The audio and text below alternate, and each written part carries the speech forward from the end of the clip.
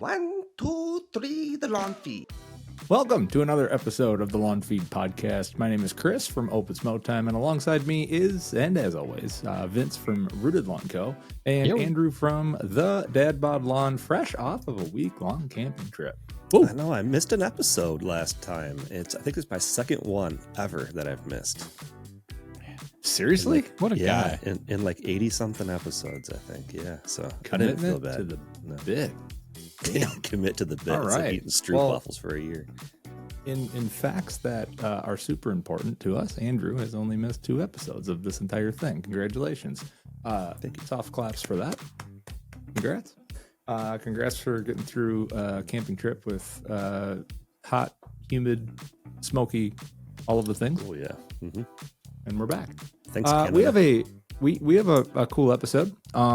We are going to be talking all about getting prepped for fall and everything that basically you need to get the ultimate checklist done for your lawn care routine in fall. Whether you're seeding or doing lawn leveling projects or not, this is going to be the episode for you. And we're going to break it down kind of piece by piece. We've got Motime mailbag questions to get to at the very end of this. But first, we have some friends to thank. Who do we got? And per usual, we want to thank our friends at Twin Cities Seed for powering this episode and season of the Lawn Feed Podcast. Twin Cities Seed offers elite quality and custom blends of grass seed to homeowners, turf professionals, and more. Home of all the new Resilience 2, Blue Resilience, Fielder's Choice blends, along with the After Dark series, which is going like hotcakes. And you can get the deepest, darkest color lawn imaginable with those blends. Shipping to all 50 states. Check them out, twincitieseed.com. And also make sure you check the banner on their webpage for any current specials and offers like the free shipping code that is always there. Make sure you capitalize on that. You can always use the code LawnFeed10 for 10% off, courtesy of yours truly, us. The Lawn Feed. The Lawn Feed. And now is the time. Like, get your orders in because seeding season is her. Yeah. And on that note, before we get into like the huge like fall checklist, right? Just to preview the next couple episodes, we did this on the last one, and I think we just need to do a better job at it to give you guys like what we're talking about now, but then what's coming next. We're going to be diving in a lot with, and we're going back to back. We're releasing a couple different episodes during this time period because what Andrew just alluded to for Cool Season Lawns, this is the time to do a lot of those projects. Fall is best and always has been best. So we're going to take advantage of that with you guys and give you all of the information that you need to know. So any questions revolving around seed or what is going to be best for you and how to do all of these different projects, we're going to touch on it today, but we're going to talk about how to care for all of the new projects as well once you've started that too. So stay tuned for that. But first, we've got we've got some wins and losses, don't we? Some wins and losses for sure. Yeah. Dad's Wins and Losses brought to you by Big League Lawns. Transition. What, Chris? We caught Vince totally in a daydream. We're just trying to do a long pause here. Long pause. Hey, with Big League Lawns, you can transform your lawn into a visual masterpiece with the Checkmate striping kit. Effortlessly create stunning professional grade stripes and that add depth and dimension to your yard. Head over to bigleaguelawns.com to get yours and score discount. The best discount with code GRASS15 for 15% off of your order. Doesn't get any bigger. A lawn feed tradition where we tap into who we are at heart. Dads! This is Dad's Wins and Losses, where we tap into our inner dad bod father figures and highlight some of the recent wins we've experienced as parents, and of course, vent about the embarrassing losses we take each and every day as dads. I love you, Daddy. I almost forgot that that's not like an AI recording of it. That's actually Chris. The last so part, I was like, I love you, Daddy. That was Chris. That was Chris too. Yeah, just kicked myself in the nuts and recorded it. Yeah, I love you, Daddy. You guys told me it's a hot rumor that it's me today, so it's been a while since I've shared a dad win or loss, and it's interesting. Our kids are 8 and 6 and about to be 3rd and 1st grade. And I'll start with the loss because I just think it's funny. This happened today, actually. We get an email, and the kids are in club care, so this context is important. We get an email from like the club care people that there are 5 confirmed cases of head lice. Oh boy. And I go, I haven't heard of head lice since I was like a kid. I don't think I ever had it or anything like that. But I'm like, this comes out of complete left field. Like the last thing that we need to deal with today. And I get like, we checked, we don't have anything. We got the stuff proactively just in case. But I'm just like, we're going into 3rd and 1st grade and we're talking about head lice. Yeah. Like, what is happening? It's just like one of those things where you kind of just sit back, look at the email, read it again, and be like, is this real life? Because this doesn't seem like real life.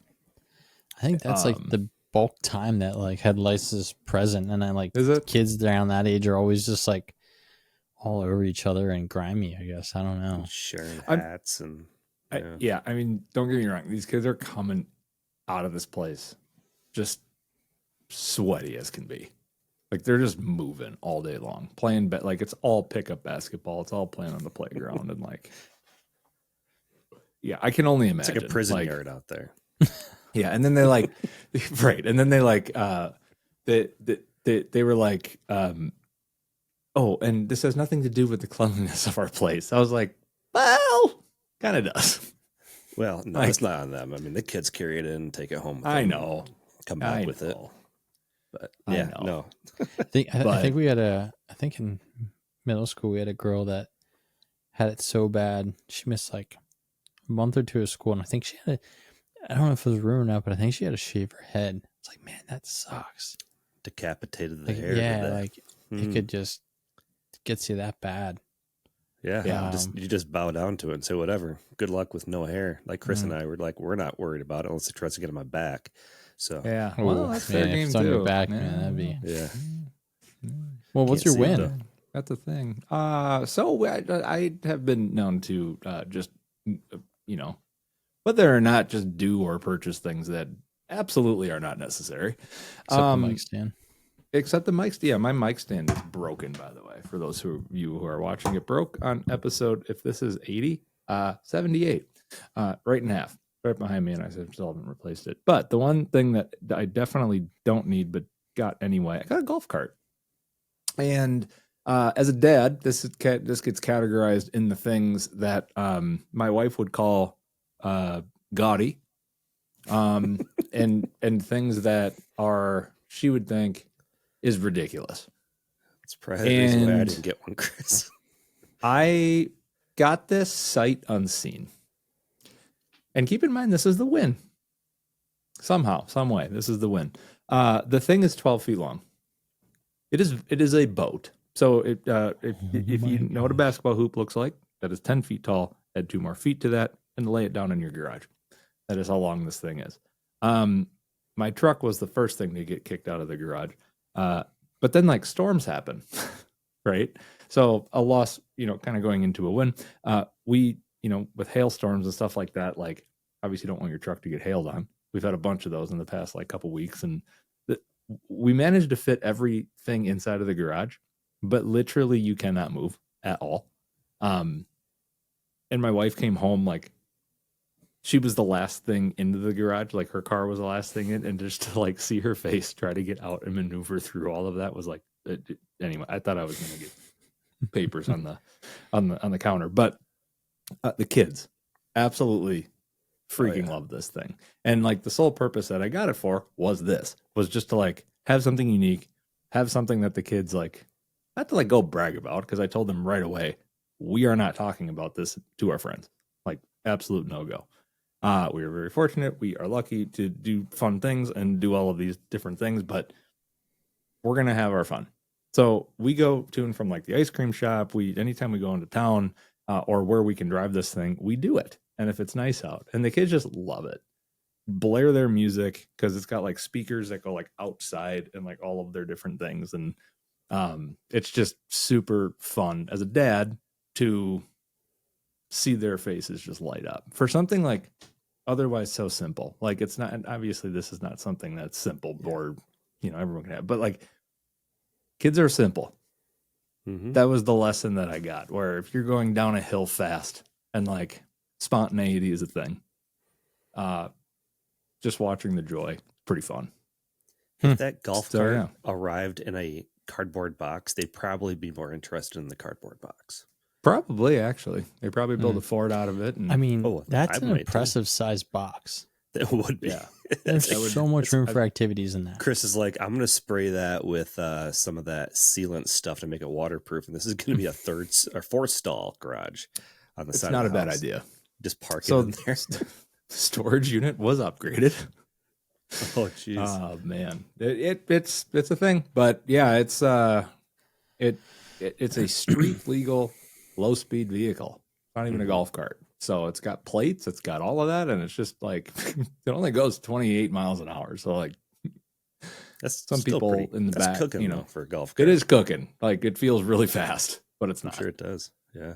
But Everything yeah, that you use no. on a golf course has governors on it. So And this does Governor. too, but like yeah, but at a higher, not at 8 miles an hour. at a safe street legal speed. Yeah. Yeah, we Yeah. have to tune that up. Well, cool. fun. Can't wait to come over and give it a spin. Oh yeah. Anytime. I'll drive it right out of the Anytime. storage unit, put it back in when I'm done. Yeah, exactly. But okay, enough about my wins and losses. We have some cool stuff to get to. Fall lawn care, believe it or not, is right around the corner. And I'm saying this when it's 90 degrees out and it's supposed to be 95 like in a day. But we know how fast, especially up here, the weather can turn, and fall's right around the corner. It's mid-August already. School's about to start and we're in it. So Some people started school already. It's crazy to see that. seriously? Oh yeah, like out on the East Coast, especially. I've seen a lot of people out on the East Yeah, Coast. I think there's a starting couple school. schools around me that they start early. Mhm. Dang, that's crazy. I mean, I guess we're there, like mid-August, right? But yeah, so we have probably a lot to talk about. I think we're going to be talking a lot about seating and stuff like that. We'll touch on it today, but we're not going to go super deep into seating today because we've got an episode upcoming about that. So, where do we want to start in fall routine and creating the ultimate checklist for our friends that are listening or watching? Well, first, why is fall the best? Like, let's discuss that first. I mean, I think we all know by now that summer's not the time to take care of a cool season lawn and do all the things and all the projects, right? You want an active growing season. So that's why fall is best, because temperatures are going down instead of going up like in spring. Spring is the second time, best time. And seem to get a lot more rainfall in the fall as well. The rainfall, see what they did there? Seems to be more consistent as well. So that's really helpful for projects and growing grass if you're just trying to push growth with fertilizer and, you know, all those kind of things. Or if you're trying to seed, rain is a good thing, as Luke Bryan says. Grass grows. It's a great tune. Yeah. In the fall, you really want to focus on like getting a healthy plant, root development, all that kind of stuff, so that it can really get healthy, survive the harsh winter, come out strong in the spring, and you can have that nicest lawn in the black. before summer. Yeah, for sure. And there's a process too in fall and spring, but mainly like this time of year of like, the checklist of fall is, what do I need to do in order to get seed on the ground to germinate properly the first time? And there's a bunch of different steps that we have to kind of go through to make sure that we're not throwing our money out and we're doing it right. We all know that in the beginning, we need to take the height of cut a little bit lower.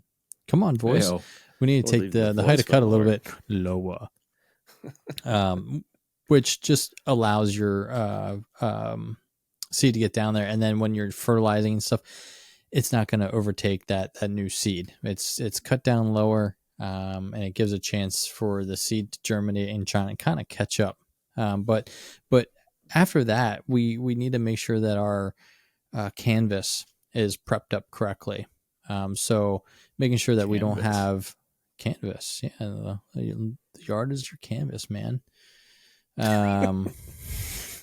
Dude, yo, Carry on. It's my canvas. Dude, look at my canvas. Holy crap. So, well, look, you're not going to paint on a dirty piece of paper. You're clean it up, right? Yeah. Chris, you look lost, man. Nope, just waiting to see what comes out of your mouth next. Okay, cool. It's going to be great. So, this is what's highly the entertaining patio? content. So then the unicorns. Oh wait. So you want to clean up the yard. So dethatching. Make sure that you have something in order that you're going to be able to do some dethatching. Whether you're buying a piece of equipment like a Ryobi to sell some battery jobs, or you get in with your local hardware store and get a dethatcher for rent. And basically what you're doing is you have like little teeth or tines, and they get up all that dead organic matter, grass clippings throughout the year, and allows that seed, if that's the only thing you do is you just want to dethatch it, you're allowing that seed to get through that thatch layer down to the soil layer. But even if you're not going to seed this year, just by getting that thatch up, you're allowing better airflow. You're allowing the nutrients, fertilizer, water to get to the soil a little bit easier. Mm-hmm. Got to penetrate the canvas for sure. That's right. Got to rip that thing up. And I mean, the one thing with dethatching too, it's like it not only is it satisfying, but like that's a dirty job that you kind of have to prepare for within itself. Because if it's your first time doing it, especially in a cool season lawn that we're at, it's there's so much stuff that you don't see come up, and it's crazy. You got to dispose of it. I think I did a makeover. It was last fall, and nope, wasn't last fall. I had a broken rib. I don't know if you guys heard about that. It was last spring. Oh, we all heard about that. It was like a third of an acre lot. So like not huge, but not like super tiny either. We used 15 bags of those like leaf disposable bags that of which that's probably the best route to go. But then you just call like your garbage or your waste management or whoever it is, and just coordinate that pickup. By the way, that's something that most companies will do, a one-time pickup. I don't know how you guys have it over there, but I've never had an issue with any of that with mine. But we did 15 of those bags. Wow. For like a third of an back acre. of my truck to a disposable site. Actually, my county has a dump site. You can like buy a season pass to, essentially, and it's open. It's like an amusement park. Kind of. It's just like a you just drive your truck back there and chuck it and go. But yeah. Yeah, there's those too. I think that's a lot of, I actually get a lot of those questions where it's just like, okay, dethatching's sweet, but what the heck do I do with all this stuff? Yeah, and like how do you pick it up? I mean, you can rake it. I found like leaf blowers to be pretty effective. Instead of raking it, if you want to pick it up by hand still, blow it into a pile, because a lot of this stuff is so light and fluffy because it's dead. It has no nutrients to it. It's not green. It's completely brown. A backpack blower, if you have one, is going to be a good friend here. But if you just put the bagger on the mower, if you have a rider, that's the best way to go. If you have a walk behind, you're going to be stopping every. You know what I want to try this year? What's that? Lawn sweeper. Do you have one? I'm gonna get one because like the so manual many people ones? Yeah. Tow behind. Oh well. Sure. You can probably push it too. It'd probably do both, right? Yeah, but who wants to do that? Well, yeah. Yeah, this job is all about efficiency. A lawn sweeper, I mean, you're not dealing with clogged chutes. You're not dealing with any of that. So you get the top layer. At least as good as you can, and then you go back with your mower just to get the rest. Like, I've seen some people doing it. I was like, why have I not tried that? So I'm going to get one. I've been looking on Marketplace and stuff, but it's like, everyone's like, oh, I'll use it one time and I'm going to sell for $50 less than a brand new one. I was like, well, I'm just going to buy a brand new one. So it's a write-off. Yeah, no, my go-to is like I said, the leaf blower, and then I clean it up like with the vacuum. I almost called it the lawnmower. To get that final cleanliness. Vince, you mentioned clog chutes.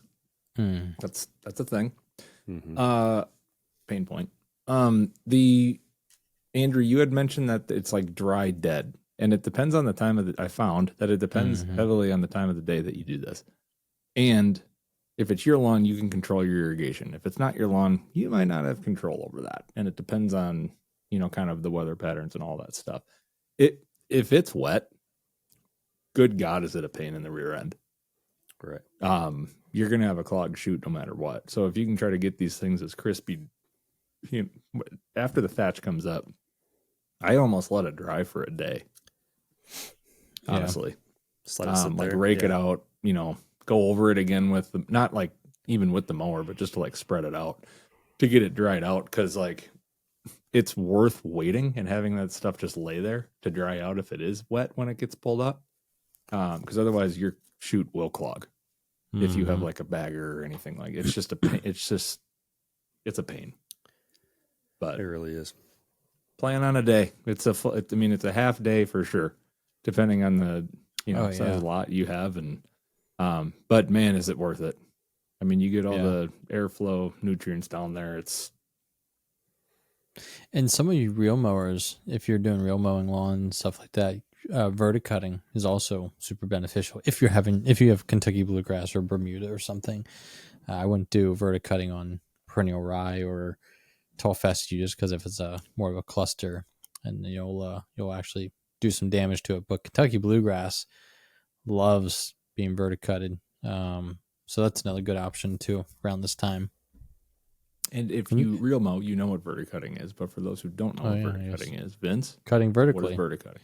You have your blades that you cut vertically, and you're cutting the rhizomes and the stolons. And basically, what that's doing is promoting a thicker stand of turf.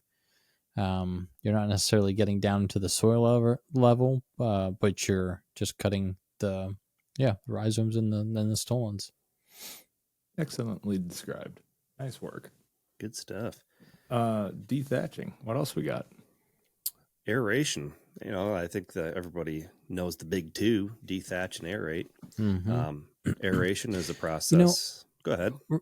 It's actually surprising how many people will actually skip dethatching, especially companies. Yeah, companies I think a lot do of it. Yeah, no, they heavily aerate and then just overseed it. Wonder why. Yep. But anyway, back to aerating. Yeah. What is aerating? Like, what is he even talking about? It's a liquid. It's the process of well, let's talk about that because that's in the part soil. of it. Yeah. Well, let's talk about it after we explain what an actual mechanical aeration is. Most of the time, you're going to see core aeration, which is a machine that will actually pull cores out of the ground about like a half-inch in diameter. Usually goes a few inches deep, depending on how you're doing it. The most effective way to do it is to actually rent a power aerator. Rent a power aerator, but they also have tow behind units where you can like put some bricks and heavy stuff on it and just drag these things around. Those things are awful. They do okay. They're efficient if you have a ride-on mower or a zero turn and you have one of those available, it's kind of nice because you just sit there, you can go around a million times and just beat the crap out of your lawn. And you're not walking around with it like a mechanical aerator that you rent. So, but you can also do tine aeration, which for most people is listening to this, cool season grass is not really going to be effective because it's not going to help with compaction. It's just going to help poke really temporary holes into the soil, and those are going to close up. But it is an option as well. I've always just done the core aeration, never even considered the hollow or solid tines. Solid tines is good for at least what I've been having. Like hot spots in the summer. Hot spots. Yeah, turning some water down in there. Sure. Yeah. When core aeration does not make sense. Right. You don't want to pull out soil, but you want to like make some channels down in the soil to get some water down to the roots and whatnot. Yeah, for sure. So what is this liquid stuff you're talking about? Liquid aeration, the biggest myth on the planet. Yeah. That is, I mean, it's a very controversial thing in the green industry. It's a marketing gimmick, in my opinion, because essentially like you can't convince me.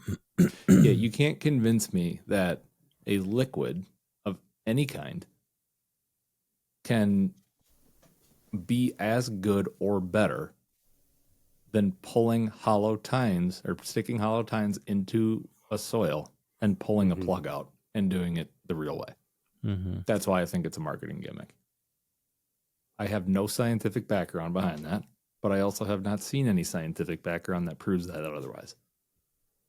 Yeah. What are your guys' thoughts on aerating areas of your yard that have been a problem with stuff like Poa trivialis or bent grass? It's a good question. I'm actually not aerating my yard this year. I don't think so. So I've had chronic issues with my front lawn with triv over the years. Still kind of battling it in a couple spots. My side yard and backyard, never an issue. I can aerate those as much as I want, but I have noticed that it helps spread the triv if I do it in the front yard. So I just don't anymore. I'll dethatch It makes sense. You're pulling it up and dropping it somewhere else. yeah. Yeah, just helping spread it. So Yeah. that is the thing. Have If you- you guys know you have issues in your lawn, you might just have to say, maybe I'm not going to core aerate, or at least in this area or whatever. So, Well, have just you a fair warning. killed off? I know you just killed off part of it. I Are you killed talking about the same part? There was some down in that area where I did my chipping green. But it's is up there in the any now? top part of my, not in that area. In the area that I didn't touch and kill.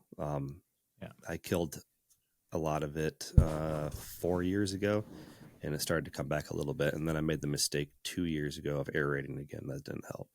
So what would someone do if they have a POA problem? I mean, that's not an uncommon thing for people who are listening to this to see like, oh, they're, and he's talking about POA triv, not POA annua.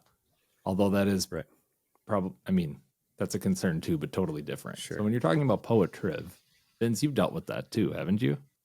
Yeah. Because Still I dealing with have it. not. I've knock on wood. What would you do? The only way to get rid of it is by killing it. Just So you can take, herbicide or selective herbicide or non-selective and put it down. So glyphosate, even though that stuff's not good for you, or to be spraying, put that down and kill it, and then seed into it. But the best time to attack that is generally spring because it's Right. really growing, it's really noticeable. By the time and then in the summer it starts to kind of go dormant and you don't really notice it. mine starts to brown out a little bit, actually. Yeah. So you're looking at spring is the best time to kill it, but then you have dead spots all summer. Because with That's POA, with that's POA like- annua, it's about this. I mean, it's opposite of what you would think as well. Fall would be a good time to hit that, but and with like a pre-emergent, not glyphosate, but right. the seeds are just they're lying dormant until they decide to start germinating again. For those who don't have that issue, is triv the same as that? So if you do kill it off, are there still seeds down there? Or So because Andrew's point, when you aerate, how does that disrupt what you've already killed?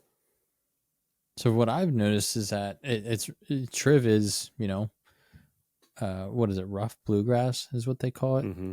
Sure. So, I mean, it's got rhizomes and stolons Yeah. and that stuff just, Goes. yeah. And If you take your finger through normal grass and kind of like take a claw, you can kind of run it through there. Think about like a hair that's been combed in triv. Like you put your fingers down into the soil area and like they just get stuck in this network of just roots and rhizomes. And these things are just weaved all throughout the yard. And I think there's a lot of just dormant seeds that sit in your soil for years and years. And then when you bring them to the surface and they get some sun, they're like, "What's up, playa?" Yeah. So What's that product that they said is meant for POA annua and triv control? Velocity. Yeah, I did that last year. Smoked my entire yard off, and I have just about the same amount of triv. But that stuff's expensive. Now a new type of turf, but triv's still there, and it's very much an eyesore. You can use a growth regulators too. I mean, that's essentially what velocity was, just a higher potency. Yeah. So running a growth regulator, which is kind of more an advanced level, We do have some episodes on those, but that'll stunt the growth as well. So, but yeah, for Poa annua, as you mentioned, running a pre-emergent in the fall, so that means you're not going to be seeding, or you're seeding super early, and then putting down I guess it's safe to put down an application of pre-emergent late fall, like after the season. Yeah. When does Poa annua start to germinate? It's over the winter into the spring, is it not? I would assume so. so. Here's what happened to me. I don't know if this is the right answer. We had a mild winter 2 years in a row where we had soil temperatures that crept up in there, right? And I think at the top part of the soil, like it got warm enough where these things were germinating. So that's what happened with me. And we're talking like middle of our normal winter. So like December. Yeah, you had a right? really weird Or like winter. January where there's no snowpack at all. Which also doesn't make sense because there's no moisture. So there had to have been snowpack at some point. Maybe it was a melting snow and then it got warm, but there wasn't much snow and then the temperatures rose up. I have no idea. But that's what happened to me. Correct me where I'm wrong. I would have to look this up. I believe that it happens in the late fall. Does that make sense?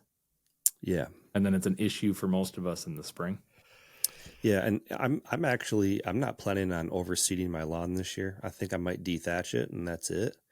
I'm doing some other stuff, to my shortcut area, but like most of my lawn that I keep longer, I think I'm just going to dethatch. So I have a couple spots that I have some Poa annua issues. So I was thinking about running a pre-emergent this fall, seeing if it helps, because that's really the only way to get rid of Poa annua like consistently is to pre-emergent year after year. But if you want to seed, then that's it's one or the other. I was about to say we're convincing people to really just go in and core aerate the lawn with all these weed problems, but few and far between. Like we're all gonna have weeds in our lawn. We're all gonna have problem areas, but in my opinion, weed problems are far less important than having compact soil. And if you have compact soil, you're gonna have a lot more issues than what we're talking about. Especially if you have a thick stand of turf, right? Which we'll get to in our next couple episodes. So core aeration, I think the only thing, Andrew, you might have mentioned it, I can't remember, but it's probably not efficient for the average homeowner to go buy these. Rent one, hire them out. They're very accessible. They're very cheap to rent out. I get like a 24-inch like Clausen. I call it the Clausen, whatever it is, the big red, or the Stinger or whatever it is. Right. And pull the bar. Just I was going the ride-ons.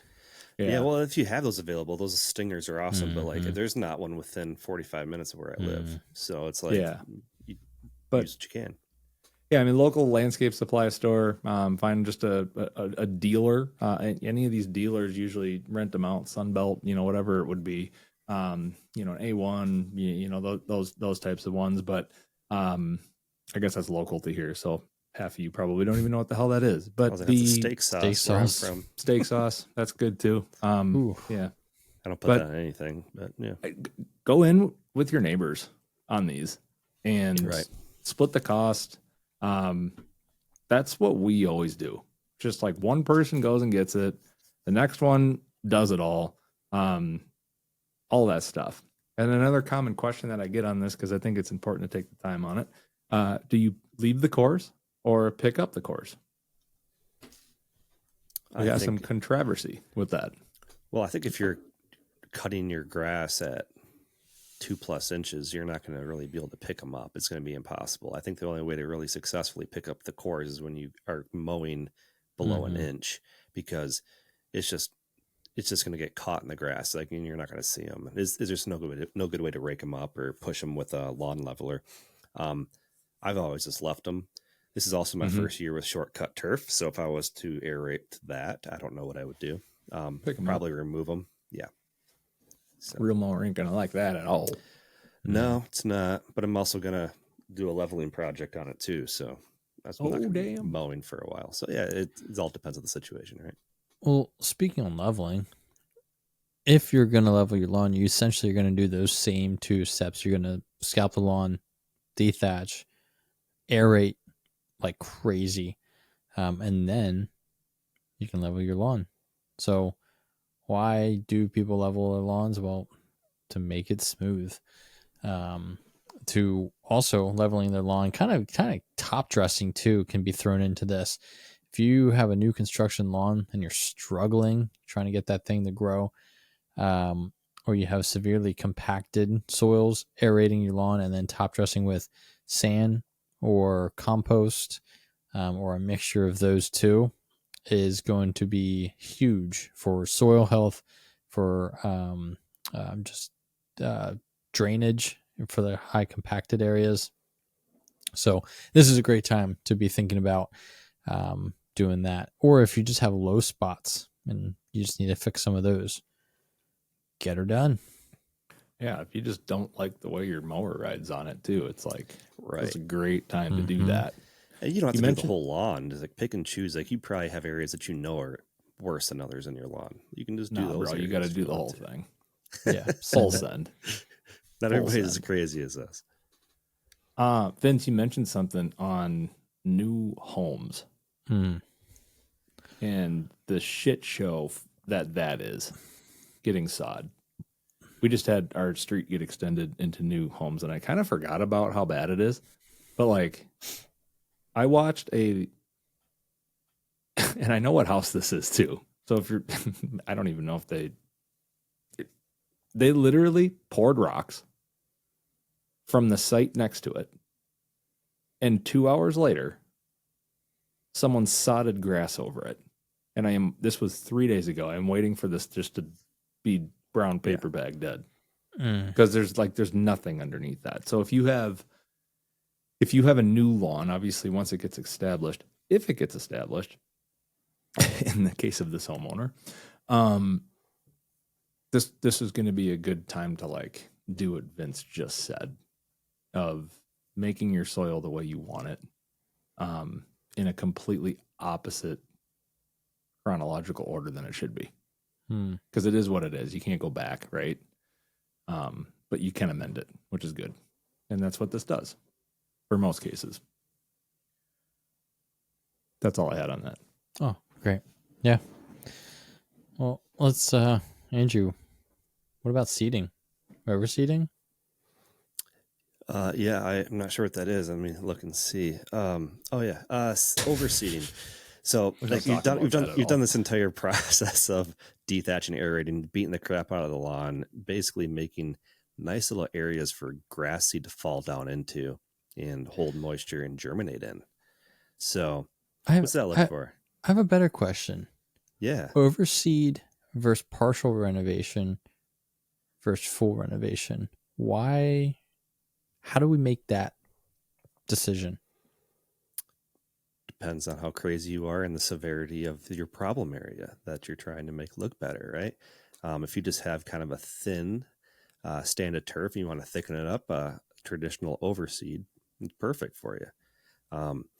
If you have an area that is thin and is bumpy, you might want to do more of a partial renovation on that and do more of a leveling and a seeding. And it's going to be a heavier seed than an overseed because you're going to have some big bare areas. So, or if you want to have just a nice, pristine, matching lawn, start fresh, get the best cultivars from Twin Cities Seed you can possibly get and have a nice, beautiful, pristine lawn, you can do a full renovation. And it's going to look beautiful and uniform all the way through. And you know what's in your grass moving forward. So, Just kind of like good, better, best. kind of, yeah. And Well, I mean, obviously, the cost goes up the higher you go into that too. So there's a lot of factors that go into that. And I was about to say, it kind of depends on the grass type that you have too. In a lot of cases, the more you listen to us, the more you're going to hear about, how certain grass types grow. In particular, Kentucky bluegrass, which if you're over by us, I've since learned that the majority of sod production up here, what's installed for like new homes and things like that. So chances are you have a Kentucky bluegrass in the upper Midwest. And that might be a little bit different out by you, Vince. It's something I learned this year. But that will kind of self-repair, and it will, grow into some bare areas where if you have like a turf type tall fescue, fine fescue, perennial ryegrass, that won't necessarily happen. So overseeding projects, partial renovation projects, full renovation projects will happen more often with those grass types than potentially a Kentucky bluegrass. Right? That's one of the beauties of that, but you're going to get to a point where you have Kentucky bluegrass where like overseeding's not a thing anymore until you have a real problem. Mm-hmm. You know what I mean? So I've seen people put too much. There is such thing as too much seed in a Kentucky bluegrass lawn as much as we like to overseed, because it's, right, taking care of a lot of problems naturally. And you just verticut, and then you. Well, yeah, that too. Too. But you're right. I think one of the biggest difference that, if you're a beginner to understand is that like the partial renovation, you're not killing your lawn off. You're doing all the things except for killing it off. So you're still beating it up with the dethatcher, you're still beating it up with an aerator, you're still leveling and all that stuff, but you're just not full on killing your lawn off, because a full on renovation is a lot of work. It's a time consuming. It's not a weekend thing. It's a month plus long thing.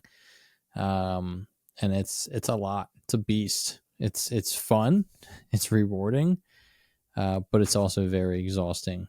So yeah, the overseed is your, hey, I got a nice stand of turf already. There's a little bit of weeds. I clean them up, some dead spots. Just want to thicken this up. I want to introduce a different cultivar. Boom, overseed. Partial, again, it's, I don't really have great grass already, so I'm gonna and like it's uneven, bumpy, and all that stuff.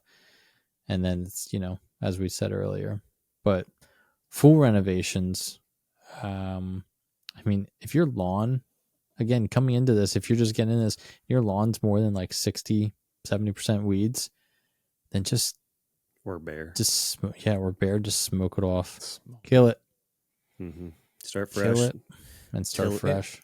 Kill it, till it, and sow it, baby. Hi, this is Tom putting that on a from t-shirt. Tom's Lawn.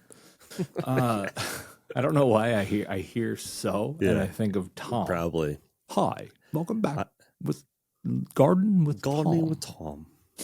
He's got his little poker thing. He's poking this tiny 6-inch by 6-inch area and growing grass in it for the camera. What was I gonna? The expectations, I think, on this are very important to make that decision, Vince. I think that's the one thing we haven't really covered is overseeding is obviously, like you said, going to be the least impactful, if you will. It's going to be the least. There's another word that is not coming to my head, but it's going to be not only the least amount of work. If you do it right, there's work involved, but it's the least intrusive. That's the word I'm looking for. Invasive. Thanks for helping me out there. Invasive, intrusive, invasive, whatever, all the same thing. Speaking of vomit, we are that. So like, that's a very common and approachable first step for a lot of people is overseeding, right? It's literally the process of planting seed over an existing lawn. The partial reno, kind of the same, just more prep work, kind of like what you mentioned. And the full reno, that's the one I wanted to touch on. You said it was like a month long.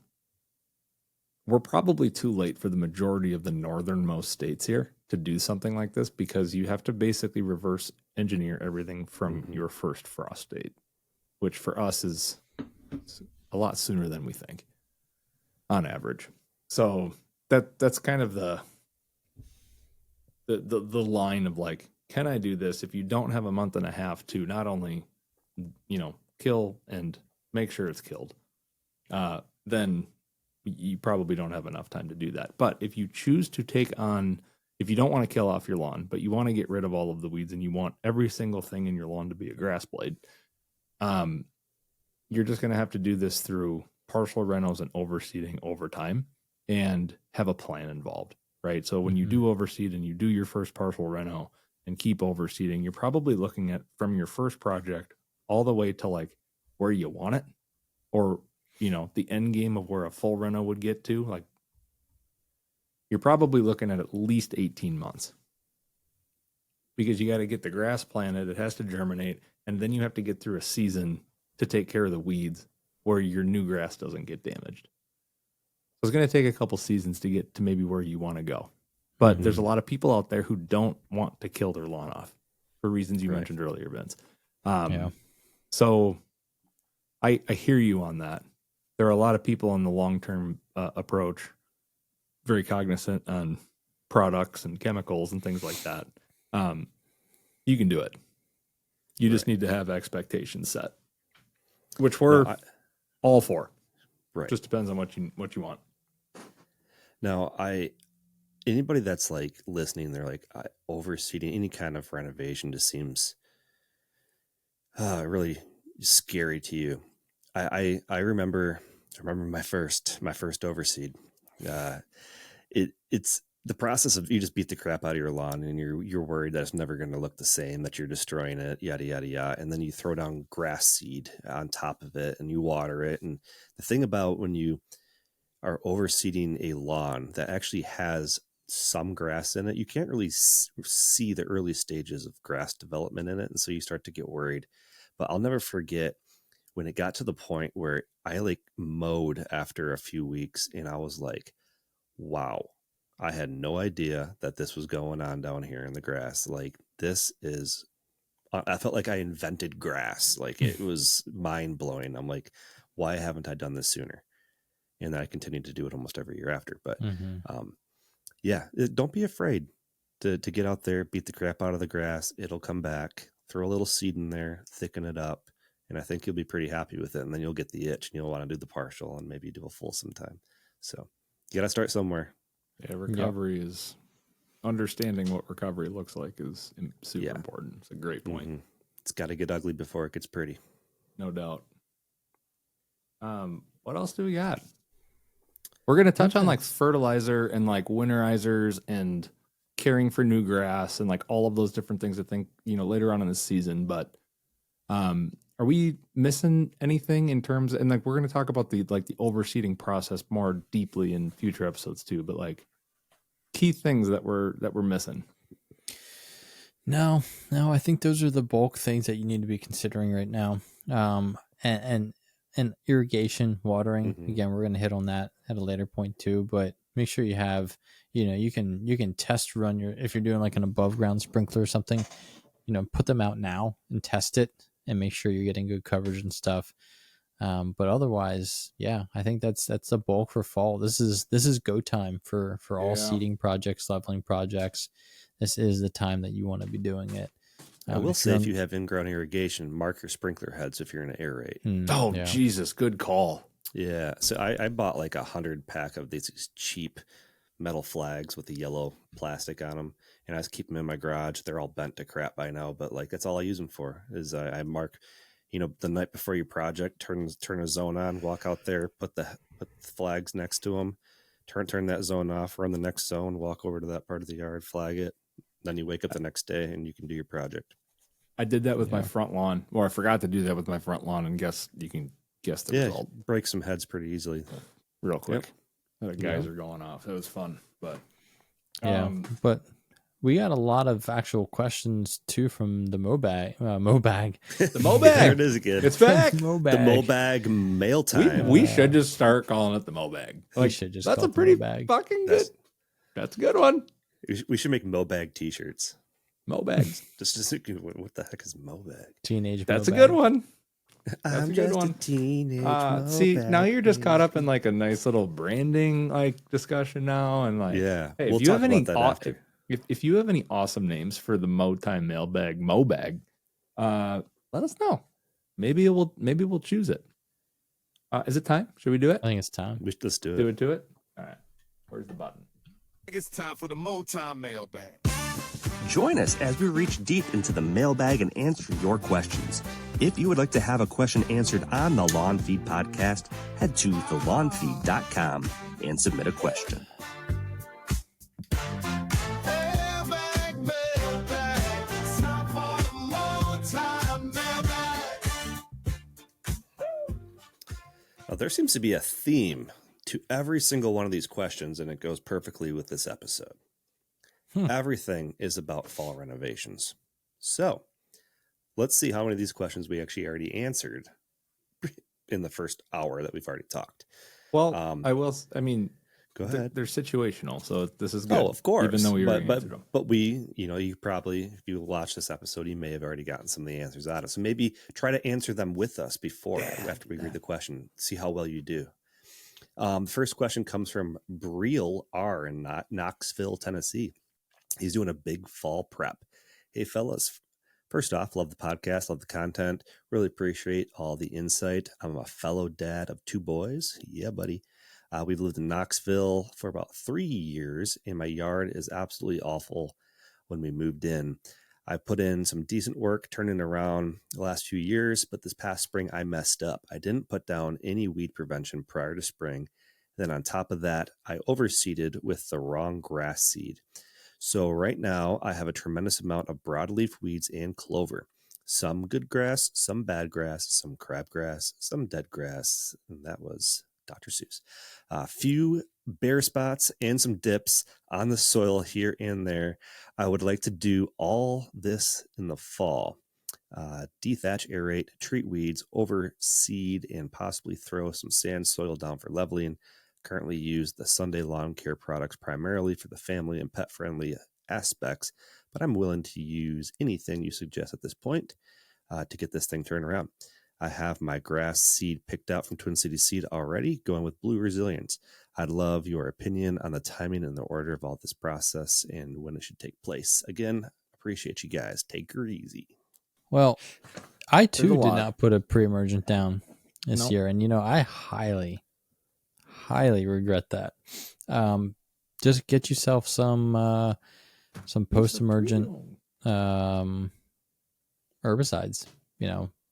One thing that I've been using a lot of is the hose end sprayer options from Home Depot or Ace, and it's got the quinclorac that's going to take out most broadleaf weeds and crabgrass. It's got sulfetracin, which is going to knock out the nutsedge. It's got dicamba, which is also going to knock out hundreds of different types of weeds. The biggest thing that you should just be aware of when you're applying these is that when is that seeding window? How soon can you seed after applying those? So you're probably going to need 2 applications of that. And if there's a 2-week period and you're waiting a week in between, now you're pushing it to almost 4 weeks before you can put down any grass seed. So that's a big thing to consider when you're treating these weeds post-emergently. Are you talking about the residual effects, or 2 applications to get all of the weeds out before he seeds? Probably 2 applications of weed treatment to actually knock them out. To weed them out. Residuals on those? It's usually 7 to 14 days, but read the label. Yeah. Yeah. Some of them are up to 4 weeks. Really depends on what you go with. Yeah, it depends on the product, but I think Drive accelerates, there is no delay. That's just quinclorac by itself, though. Exactly. Right? So yeah. I mean, if you have if crabgrass is all you're tackling, sure. And some of the broadleaf leaves, or weeds, if quinclorac can tackle it, yeah, you can go ahead and just use that by itself. But a lot of times you got to use at least a 2-way, 3-way, or sometimes a 4-way. Never experienced the last 2 in my life, but anyways. And then on the seeding window for him, right? Knoxville transition zone, right? He's got a little time still. You've got time. Zone 7B. So we say that with a huge be careful, but you have time for the transition zone. That is not the same for us in the north. So right, Zone 7B, you're good. I want to hear how the Kentucky bluegrass performs down there, because I know it can. Zone 7, that's transition zone, but you guys get really hot. So keep us posted on the Kentucky bluegrass within that blue resilience mix. The turf type tall fescue, rockstar. I'm anxious to see how it performs with the Kentucky bluegrass. I think you're in that zone. Like if you're an 8, wouldn't recommend it. But zone, you're in the B, 7B. So I just I'd love to hear how it looks. As far as timing for all this, I think he's kind of asking like an order and when to do all this. I think tackle the weeds now. Get on top of it as soon as you can, so that you are outside of that window where you can seed. And then from there, the process that we just explained up above with the whole dethatching, aerating, the leveling happens at that point, and then the seeding. Yeah. Are we worried about? Well, I guess that's going to happen in future seasons anyway. I was going to say aeration after all of this, but it's kind of the same thing we were talking about earlier, where it's just like it's going to take a couple seasons. Inevitably, you're probably going to get some weeds coming back next year, and you can treat those. I spot treat my weeds. Go out there with a little spray shooter and pew pew, and they gone. And it'll get better and better as time goes on. You get a thicker stain of turf too. So yeah. All right, Andrew, did you do the second one? Oh no, I didn't move to Illinois. That you? That's my name and my last name initials. So it must be from Evanston, Illinois. No, what was it? Evansville. McHenry. Evansville. So this guy Andrew C is from McHenry, Illinois, and another fall prep and herbicide question. Hey guys, I'm loving the podcast. I'm a big fan. I know you speak a lot about herbicides, pre, post emergent, and when to use them, but my situation is a little different. I have a new home with hills, some good areas, bare areas, and areas that were newly seeded this past spring. I'm planning to overseed this fall, but my crabgrass has taken a large portion of my lawn. Do you think I should do the standard fall prep, overseed, and attempt to get a thick turf to address the crabgrass situation? My goal is to fill in my lawn as soon as possible since it is very thin. Any advice is appreciated. Yeah, it's pretty much the same as above. Grab yourself some Drive Accelerate with some methylated seed oil. You need that as a sticker. Crabgrass is very waxy coated, so you need something to kind of bind to it. So you can either use the hose end sprayer option like I mentioned earlier, or just go right after with the quinclorac and methylated seed oil, which Drive Accelerate's a really good option. And then just pay attention to that seeding window on the label. I would knock that out. I would follow the same procedures that we talked about in this episode, prepping the soil, and then I would seed it. And I'm not sure the timing of all this for him, because I just looked up where he actually is, and he's north of Chicago. He's almost Wisconsin. About to say McHenry, I think, is on the border. So it's really close to the border. Yep. It's not too far from Lake Michigan, just up the shore from Chicago.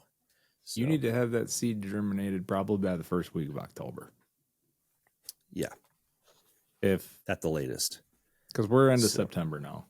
But like Vince had mentioned, sometimes quinclorac you can almost seed immediately. So look into that as well. If you can get away with just using quinny, then maybe do that. Fuck, man. Quinny. Do we prefer Quincy? Quincent. All right. Well, real quick, I think if I'm reading his email right, or the inquiry, he might be worried about the new grass he planted. You do not need to be worried about the new grass at this point. No, usually you're safe to use herbicides after about 3 or 4 mows on brand new grass. And if this was back in the spring, you're golden. Yeah. And then just run a pre-emergent in the fall, or in the next year in the spring. Mm-hmm. Home with hills. So you might just need, obviously if you seed on a hill, gravity's a thing. Aeration will help. Slit seeder. If you want to invest in one of those, rent it. You don't need to buy one. Even like use erosion mats. Mm-hmm. Don't leave them down though. No, with whatever comes in. Pull them up just after be cautious germination. Once germination happens, pull them up. But those do help. I actually seeded on my first legit hill last year at my sister's house, and they're kind of a pain. Some of the straw and stuff in them actually, falls off, and it's kind of a pain, but it's gonna help a lot. So, really steep areas, consider that.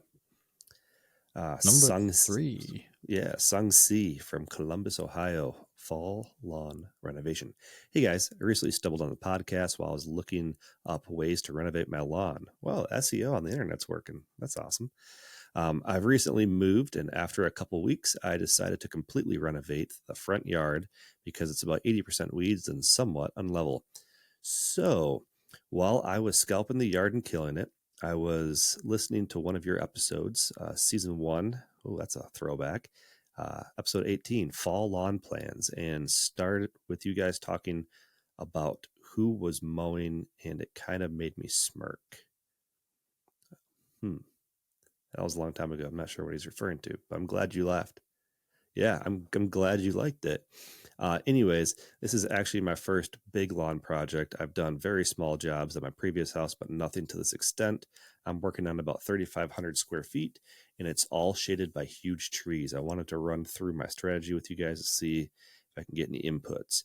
I'm a little behind on the timing, but I already sprayed, scalped, and dethatched the lawn. Next week, I'm getting soil delivered to level the lawn, but I do plan on aerating prior to throwing down the topsoil. This is where I would like to hear what you guys think. I plan on pre-germinating my lawn seed. Got 50 pounds of Resilience 2 turf type tall fescue because I actually heard it from one of the YouTube shorts to try to help and hit the ground running once it's spread. So he's talking about the pre-germinating.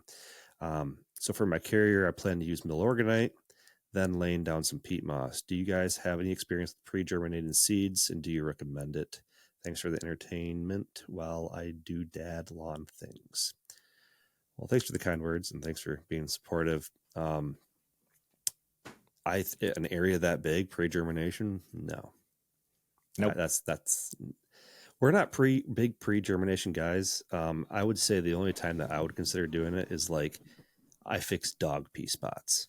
Like you can like go and just like throw down that stuff in those little spots. But if you're doing a large area like this, that Resilience 2 under proper conditions is going to germinate in 7 days. Real 7 quick. to 10. It's pretty darn quick. If you pre-germinate, it'll germinate in 4 or 5 probably. It's not going to do much for you. It's not worth the hassle at all. I was about to say I usually always recommend just putting it down and biting the bullet, because and you have a blend that has all of the same variety. So it's all turf type tall fescue. So you could, if you wanted to. For those of you who are looking at like sunny mixes, sun and shade, or a mix or a blend that has multiple grass types, like tough for turf. example, Kentucky bluegrass versus perennial ryegrass, all of that, you should almost never pre-germinate. And if you do, you have to go off of the germination window of the fastest growing grass type, which in most cases is a perennial ryegrass, which is 4 to 7 days, which never makes sense in any scenario. So if you just have something that's Kentucky bluegrass, maybe. And you have an area where you just like literally can't like keep off for 21 days, might make sense. But for the amount of effort that you have to go in and do, you're not going to see really any greater results. No. That said, go ahead, because the results will probably be the same. Right. It's just wasted time and effort, in my opinion. And the thing that I've pre-germinated once or two times, I think now. And the thing that I did not like about it was like, you don't know when that grass seed is going to start to crack in the bucket and start to show signs of germination. And once it does, you got to get it on the lawn in like 24 hours or it's too late. And so like now your hands are tied. Like let's say you have a busy Saturday and like that's the day that it happens. It's like, well, now you feel obligated to have to go out there and spread the seed and do all this stuff. Whereas if you're just spreading grass seed, you can do it whenever you want. Maybe it's, raining like a monsoon for the entire weekend while this is starting to germinate. So it limits your availability to do the projects too. You're kind of on its timeline. Now, he did mention timeline. So this would be another reason potentially where someone would want to pre-germinate and do all of these things. I don't think you're too late because you've submitted this. We're recording it on August 13th. Or Columbus, Ohio. I mean, you're probably first week or so, maybe mid-October for your average first start date would be my best guess without looking at anything. So between first week and middle of October, I think you're fine.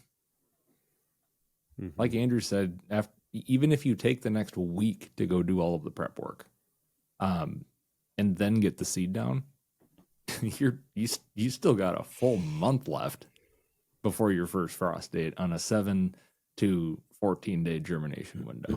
So I think you're in the green, man. I think you just, if you want to do it, go ahead. No one's going to stop you. I just don't think the effort put in for that particular middle overnight as a step carrier is good though. That's totally. That's fine. It's just hard to think spread still in a spreader, which is why I've always just used it for spot treating, fixing small areas by hand. Sure. All right. That was a great submission, by the way. Super detailed. Gave us all the information we need. Appreciate you listening. Appreciate you giving us the questions. Keep them coming. Number 4, Kyle from Norfolk, Virginia. Lawn renovation. This fall, I will be completely renovating my front lawn. For this, I have 2 questions. First, I remember on a previous podcast, you guys talked about this is a good time to fix pH issues, but in when should I do that?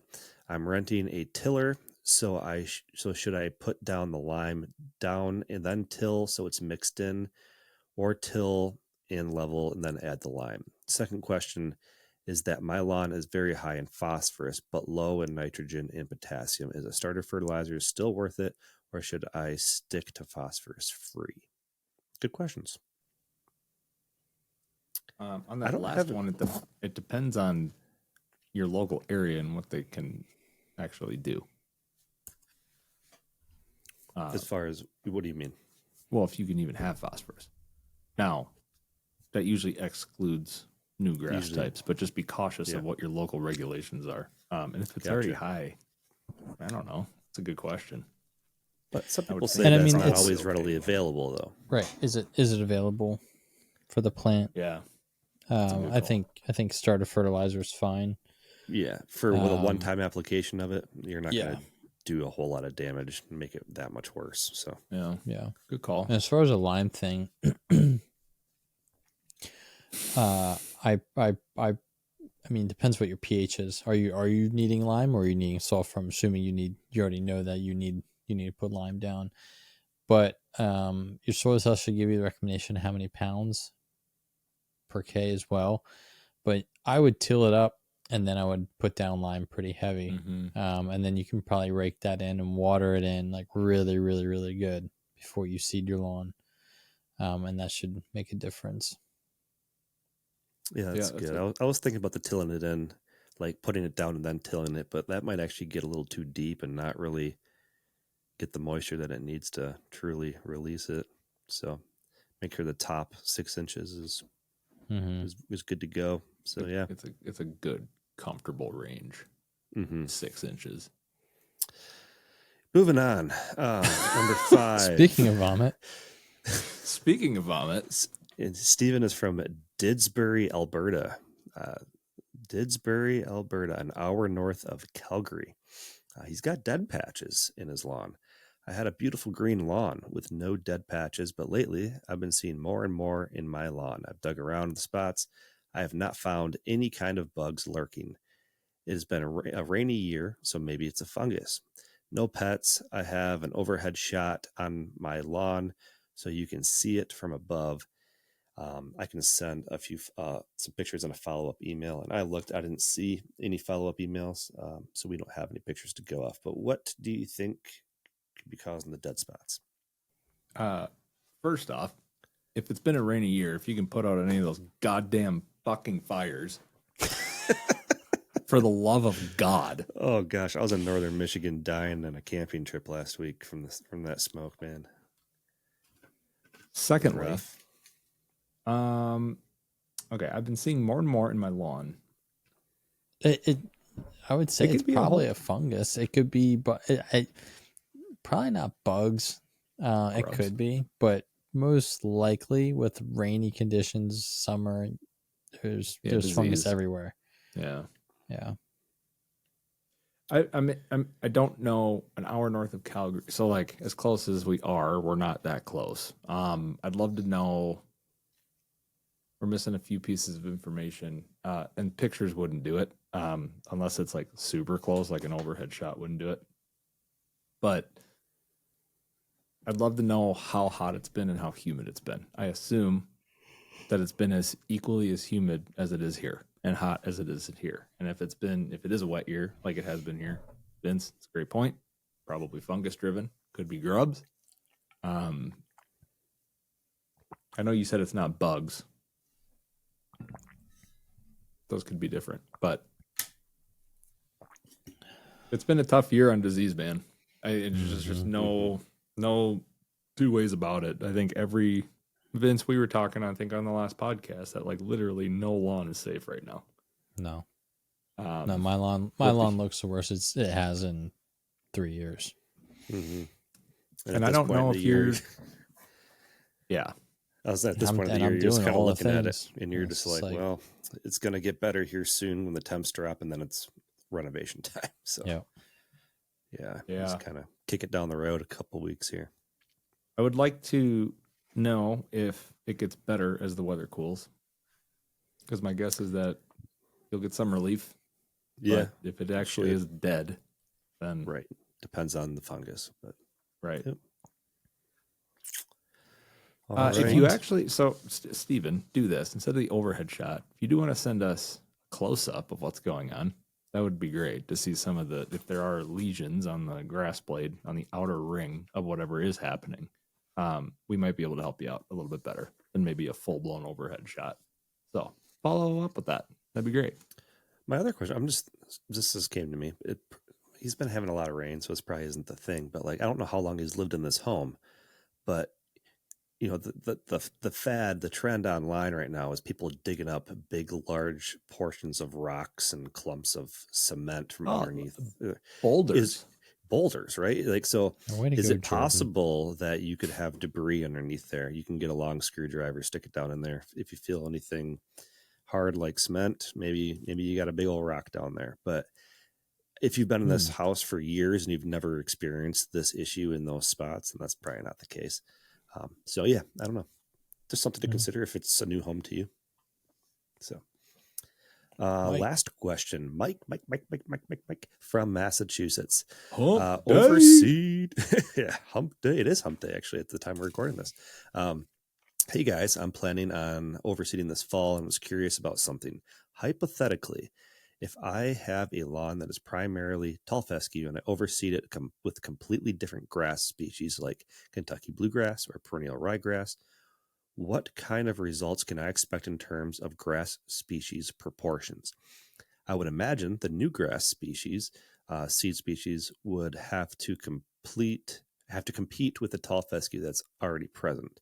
I just don't feel like killing off the entire lawn, but would love to have a heavier presence of Kentucky bluegrass and perennial ryegrass for soccer for the kids. Curious what your thoughts are. Feel free to put this question on the pod if you think it's something.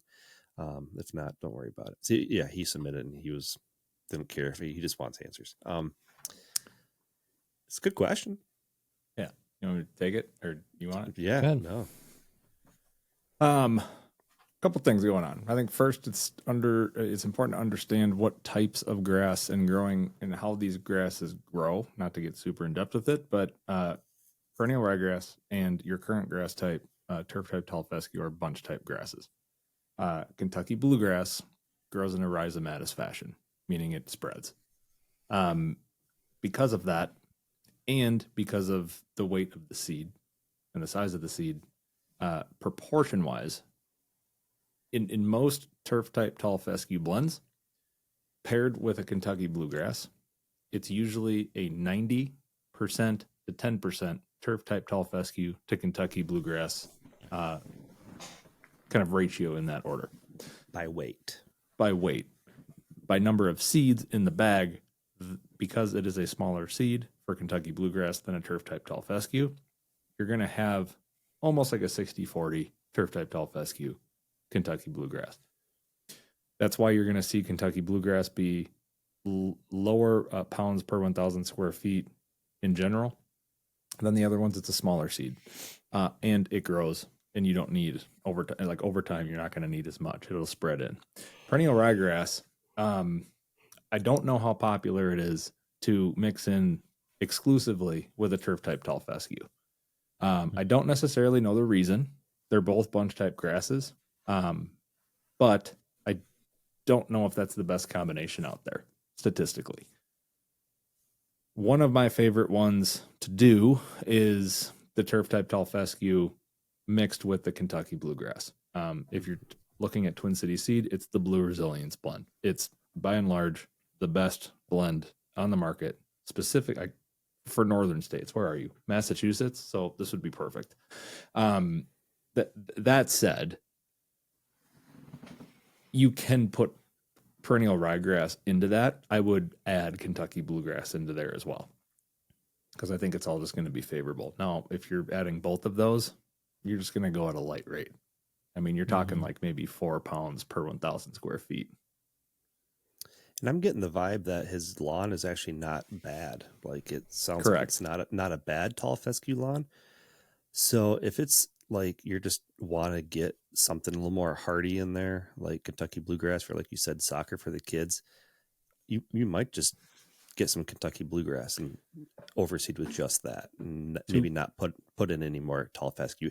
All depends on how thick your stand is currently. If you just want to go, to Andrew's point, if it's a good lawn and it's thick already, great. If you want to add some Kentucky bluegrass in there just to get that variety, 2 pounds per 1,000 square feet. It sounds crazy. Do not go more than that. That's all you need.